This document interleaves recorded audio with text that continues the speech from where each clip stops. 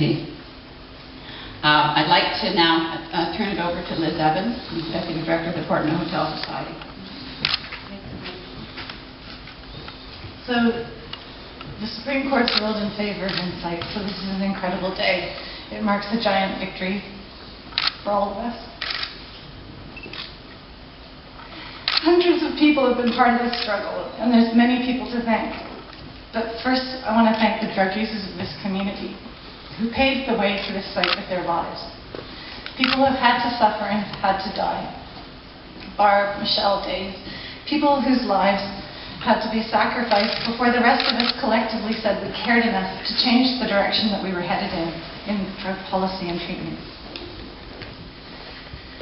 Bud Osborne, the community activist and poet and founder of Vandu, gave voice to the people who were suffering. Family members who watched their children, sisters and brothers bear the brunt of a failed war on drugs. Thank you for lending your voices and being brave in spite of your losses. Our legal team, Monique, Joe, the PHS lawyers, were never anything but convicted.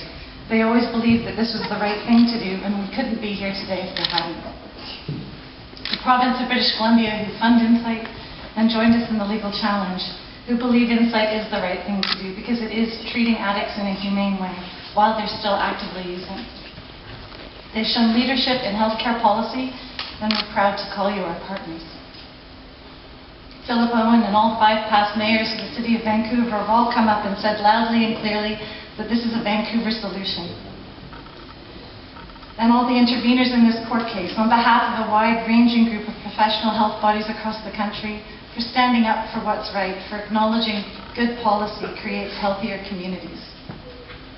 To the academics, the AIDS researchers, the clinicians, the activists, professional bodies, nurses, doctors, and unions who put their weight behind this research, their studies, their clinical and their professional practice, to say that InSite, albeit a tiny place, is an essential piece of the treatment continuum. And to all the supporters across this country who've written letters, thousands and thousands of letters. And lastly but not least, the staff and the peers who have worked in this site for the last 8 years, bringing dignity and respect to drug users, and love for people who have frequently never even felt safe entering into a healthcare facility previously without feeling judged.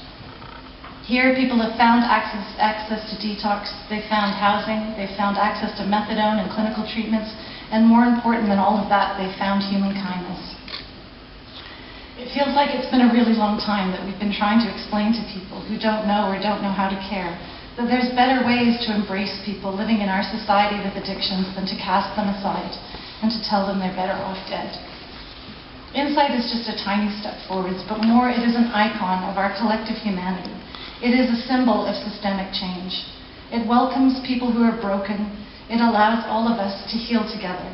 And today we can celebrate a victory that allows us to continue this work and move forward into the future, expanding treatment options for people for whom InSite is really only just a beginning. Thank you.